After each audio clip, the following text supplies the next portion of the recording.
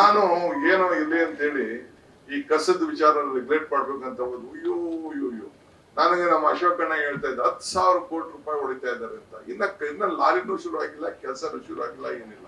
10 ವರ್ಷದಿಂದ ಕಾಂಟ್ರಾಕ್ಟ್ ಕೊಡಕ್ಕಾಗಿಲ್ಲ. 10,000 ಕೋಟಿ 10,000 ಕೋಟಿಗೆ ಈ ರೂಮು ಸಾಲ ಇನ್ನ ಜಾಸ್ತಿ ಬೇಕಾಗ್ತದೆ. ಇರ್ಲಿ ಪಾಪ ಅವ್ನಿಗೆ ಏನೋ ಪಾರ್ಟಿಗೆಲ್ಲ ಹೇಳಿರ್ತಾರೆ, ಅವ್ರು ಹೇಳಿದಾರೆ ಬಿಡಿ, ಅದಕ್ಕೆ ನಾನು ಬೇಜಾರ್ ಮಾಡ್ಕೊಳ್ಳಲ್ಲ. ನಾನು ಹೇಳುದು ಅಲಿಗೇಷನ್ಸ್ ಬೇಕಾದಷ್ಟು ಮಾಡ್ತಾ ಇರ್ತಾರೆ ನಮ್ಮೆಲ್ಲ, ಅದಕ್ಕೆಲ್ಲ ನಾವು ತಲೆ ಕೆಡಿಸ್ಕೋಬೇಕು. ನಮ್ಗೆ ಒಳ್ಳೇದು ಏನಾಗ್ಬೇಕು ಅದ್ ಮಾಡ್ತೀವಿ. ಸೊ ಪ್ರತಿಯೊಂದು ವಿಚಾರದಲ್ಲೂ ಕೂಡ ನಾವು ಆದಷ್ಟು ಟ್ರಾನ್ಸ್ಫರ್, ಯಾಕೆಂದ್ರೆ ಬಹಳ ವರ್ಷದಿಂದ ಇತ್ತು. ಏನ್ ಮಾಡ್ತೀರಿ, ಪಾಪ್ಯುಲೇಷನ್ ನಾನು ಹೇಳ್ದಂಗೆ ಈಗ ಹಿಂದೆ ಇದ್ದಾಗ 70 ಲಕ್ಷ ಇತ್ತು, ನಾನು ಯುಡಿ ಮಿನಿಸ್ಟರ್ ಇದ್ದಾಗ. ಈಗ ಆಲ್ಮೋಸ್ಟ್ 1,40,40,00,000 ಇದೆ. 1,35,00,000 ವೆಹಿಕಲ್ಸ್ ಇದೆ. Same road, how to do it, you please tell me. ಯಾವ್ದು ನಿಮ್ ಬಿಲ್ಡಿಂಗ್ ಹೊಡೆದಾಗಲ್ಲ, ಎಲ್ಲ ಪ್ರಾಪರ್ಟಿ ವ್ಯಾಲ್ಯೂ ರೋಡ್ ಪಕ್ಕ ಎಲ್ಲ 10,000 20,000 ಆಗಿದೆ. ಡಬಲ್ ಕೊಡ್ಬೇಕು. ಎಲ್ಲಿ ಯಾವ ಸರ್ಕಾರ ದುಡ್ಡು ಕೊಡಕ್ ಆಗ್ತದೆ? How it is possible? After I took over of the Bangalore city with the cooperation of Mr. Siddaramaiah being the finance minister, almost 1,50,000 crores of work we have taken in all departments connected to Bangalore. ಈಗೇನೆ ಒಂದೇ ದಿನಕ್ಕೆ ಆಗಲ್ಲ. It takes 3, 4, 5 years. It will not be done overnight. It is not be done. ಈಗ ಬರೀ road ನ ಮುಚ್ಚಾಕಕ್ಕೆ, road ಗುಂಡಿ ಮುಚ್ಚಕ್ಕೆ ಮತ್ತೊಂದಕ್ಕೆ almost 4,000 crores. 4,000 crores we have given. ಎಲ್ಲ ಪಕ್ಕ ಗಲ್ಲಿ ಬಲಿಲೆಲ್ಲ ಮುಚ್ಚಿ ಅಂತ ಹೇಳಿ ಎಲ್ಲ ವೈಟ್ ಟ್ಯಾಪಿಂಗ್ ಎಲ್ಲ ಮಾಡಿ ನಾವು ಅದನ್ನ ಅಂಡರ್ ಗ್ರೌಂಡ್ ಕೇಬಲ್ ಹಾಕಕ್ಕೆ ಜಾಗ ಕೊಟ್ಟಿದೀವಿ. ಯಾವನು ಕೇಬಲ್ ಆಗ್ತಾ ಇಲ್ಲ. ನೀವು ನೋಡಿದೀರಾ ರೋಡ್ಗಳಲ್ಲಿ ಹ್ಯಾಂಗರಿಂಗ್ ಎಲ್ಲ ಇದನ್ನ ಈ ನಮ್ಮ ಇದು ಇದಲ್ಲ ಬಂದ್ಬಿಡ್ತಾವೆ ಎಲ್ಲ ಕಂಪ್ಲೀಟ್ ಎಲ್ಲ. ಅದನ್ನೆಲ್ಲ ಕಟ್ ಮಾಡೋಣ ಅಂದ್ರೆ ಟಿವಿ ಅವರೆಲ್ಲ ತಿರ್ಗಾ ನನ್ನ ಮೇಲೆ ಬೀಳ್ತಾರೆ. ಜಾತಿ ಅವ್ರು ನೋಡ್ತಾ ಇರ್ತಾರೆ. ಟಿವಿಗೆಲ್ಲ ಅಡ್ಜಸ್ಟ್ಮೆಂಟ್ ಇದೆಯಲ್ಲ ಅವ್ರದೆಲ್ಲ, ಆ ಟಿವಿ ಇದು ಕೇಬಲ್ ಅವರು ನಮ್ಗೆ ಕಡಿಮೆ ಆಗೋಯ್ತು ಅಂತ ಅವ್ರು ಮಾಡ್ತಾರೆ. ನೋಡುದು ಏನು ಒಳ್ಳೆ ಸರ ಕೆಳಗಡೆ ಇದೆ ಜಾಗ, ಅವ್ರಿಗೆ ಹಾಕೊಂಡು ಹೋಗಿ ಕೆಳಗಡೆ ಅವಕಾಶ ಮಾಡಿಕೊಟ್ಟಿದೀವಿ. ದುಡ್ಡು ಒಬ್ರು ಕಟ್ಟಲ್ಲ. ಎಲ್ಲರಿಗೂ ಏನಾದ್ರು ಕಟ್ ಮಾಡೋಣ ಅಂದ್ರೆ ಆಪ್ಟಿಕಲ್ ಫೈಬರ್, ಇಂಟರ್ನೆಟ್ ಪ್ರಾಬ್ಲಮ್ ಆಗ್ತದೆ. ನಮ್ ಕಷ್ಟ ಒಂದೊಂದ್ ತರ ಅಲ್ಲ. We have lot of issues. ಒಂದ್ಸತಿ ನಾನು ಟ್ರೈ ಮಾಡಿದೆ, ಇವರು ಸಿದ್ದರಾಮಯ್ಯ ಗೌರ್ಮೆಂಟ್ ಅಲ್ಲಿ ಇದ್ದೆ, ಪವರ್ ಮಿನಿಸ್ಟರ್ ಇದ್ದಾಗ. ಏನೆಲ್ಲ ಟಿವಿ ಬಂದು ನನ್ನ ಮೇಲೆ ಬಿದ್ರು ಅಂತ ದಿನ ನನ್ನ ಮೇಲೆ ಏನೇನು ಬೇಕು ಶುರು ಮಾಡ್ಬಿಟ್ರು. ಆಮೇಲೆ ಸಿದ್ದರಾಮಯ್ಯ ಓದಿಬಿಟ್ಟು ಡಿಕೆ ಅಂತ ಹೇಳಿದ್ರು. ಈಗ ಬೇರೆ ಬೇರೆ ಇಶ್ಯೂಸ್ ಬಂದಿದೆ. ನ್ಯಾಷನಲ್ ಲೆವೆಲ್ ಅಲ್ಲೂ BSNL ಕೂಡ they have come out with A policy. Recently ನಮ್ಮ BSNL ಸೆಂಟ್ರಲ್ ಮಿನಿಸ್ಟರ್ ಕೂಡ ಮಾತಾಡೋದು, I will come out with that. Please be positive.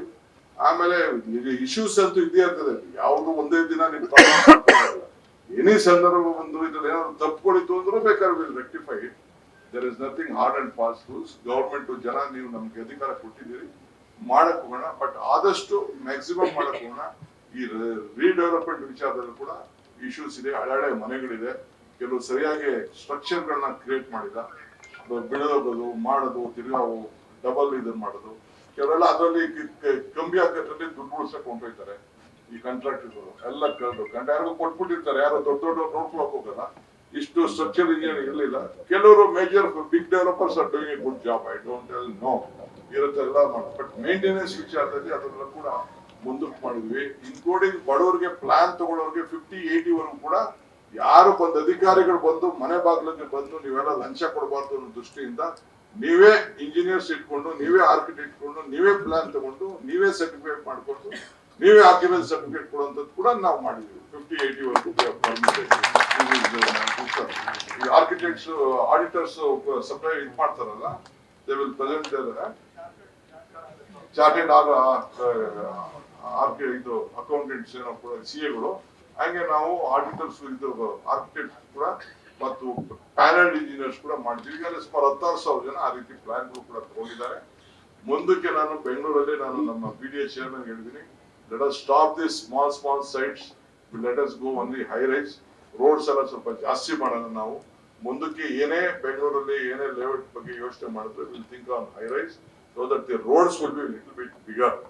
Small site ಮಾಡಿ ಸ್ಲಮ್ಸ್ ನ ಕ್ರಿಯೇಟ್ ಮಾಡೋದಕ್ಕೆ ಆದಷ್ಟು ಕಡಿಮೆ ಮಾಡಬೇಕು ಅಂತ ಹೇಳಿ. You should not know. 2004ರಲ್ಲೋ 5ರಲ್ಲೋ 6ರಲ್ಲೋ ಒಂದು ನೋಟಿಫಿಕೇಶನ್ ಮಾಡಿದ್ರು, ಪೆರಿಫೆರಲ್ ರಿಂಗ್ ರೋಡ್ ಅಂತ. ಇವತ್ತರೆಗೂ ಇದನ್ನ ಮಾಡಕ್ ನಿಲ್ಸ್ಬಿಟ್ರು. ಹೆಂಗೆ ಬರಕಾಗ್ತದೆ? ಬ್ಯಾಂಗ್ಳೂರ್ಗೆ ಎಷ್ಟು ಇದಾಗ್ತಾ ಇದೆ. ಅದಕ್ಕೆ ದೊಡ್ಡ ಡಿಸಿಷನ್ ತಗೊಂಡು ಬ್ಯಾಂಗ್ಳೂರ್ಗೆ 136 2 ಕಿಲೋಮೀಟರ್ ಪೆರಿಫೆರಲ್ ರಿಂಗ್ ರೋಡ್ ನ ಬೆಂಗಳೂರು ಬಿಸ್ನೆಸ್ ಕಾರಿಡಾರ್ ಅಂತ ಹೇಳಿ ನಮ್ಮ ಅತೀಕ್ ಅವ್ರನ್ನ ಫೈನಾನ್ಸ್ ಸೆಕ್ರೆಟರಿ ಆಗಿದ್ದವ್ರನ್ನ ಚೇರ್ಮನ್ ಮಾಡಿ ಅದಕ್ಕೆ I am taking up this big task. ಕೆಲವ್ರಿಗೆ ಇಲ್ಲಿ ಯಾರು ರೈತರಿಲ್ಲ, ಬಟ್ ಸ್ಟಿಲ್ ರೈತ ಹೆಸರಲ್ಲಿ ಬೇಕಾದಷ್ಟು ಮಾಡ್ತಾರೆ. ಬಟ್ ಅವ್ರು ಕೊಡ್ತಾ ಇರೋಂಥ ಕಾಂಪನ್ಸೇಷನ್ ಇಡೀ ದೇಶದಲ್ಲೆಲ್ಲೂ ಇಲ್ಲ.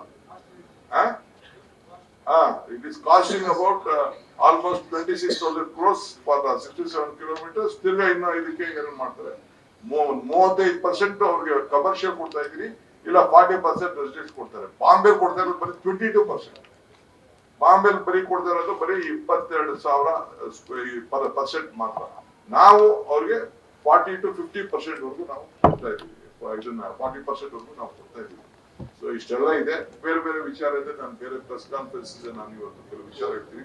But as for as apartments are concerned, sister, anything is said, you just put on in Google ಉತ್ತರ ಕೊಡ್ತೀನಿ after that. Don't worry, we stand. I will reply to all of you. Please give your valuable suggestions. ಒಂದೇ ಒಂದು request, it should be think any legally. ನೀವೇನೇ ಕೊಡ್ಬೇಕಾದ್ರೂ ನಿಮ್ ಯಾರನ್ನು ನಿಮ್ legal ಅಲ್ಲಿ internal ಏನು ನಿಮ್ಮ ಇವ್ರ ಹತ್ರ ಮಾಡಿ ಇದು ಲೀಗಲ್ ಆಗಿ ಸ್ಟ್ಯಾಂಡ್ ಆಗ್ತದ ಅನ್ನೋದನ್ನ ಗಮನದಲ್ಲಿ ಇಟ್ಕೊಂಡು ನೀವು ಕೊಡಿ. ಆಮೇಲೆ ವಿ ಆರ್ ದೇರ್. ಬಿಕಾಸ್ ಈಗ ಫ್ಲೋರ್ ರೈಸ್ FIR ಮಾಡಿದೆ, ಪ್ರೀಮಿಯಂ FIR ಮಾಡಿದೆ, ಇದನ್ನ ಕೊಟ್ಟಿದ್ದೀನಿ ನಾನು, TDR ಲೋಡ್ ಮಾಡಕ್ ಕೊಟ್ಟಿದ್ದೀನಿ. ಅವ್ರು ಯಾರೋ ಇಬ್ರು ಬೋಗಸ್ TDR ಅವರು ಹಿಡ್ಕೊಂಡು ಏನ್ ಕೋರ್ಟ್ 1 ವರ್ಷ ನಿಲ್ಸಿದ್ರು ಕೋರ್ಟ್ ಅಲ್ಲಿ. ಪಾಪ ಕೆಲವರೆಲ್ಲ ಕಟ್ಟಕ್ಕೆ ಅವಕಾಶನೇ ಇಲ್ಲ, ಬೇರೆ ಏನ್ ಮಾಡಿಲ್ಲ. ಕೊನೆಗೆ court shed nothing doing what the government has done is right ಅಂತ ಹೇಳಿ they gave permit. So small road ಅಲ್ಲೆಲ್ಲ ಹೈ ರೈಸ್ ಬಿಡಕ್ಕಾಗಲ್ಲ, ದೊಡ್ಡ ರೈಸ್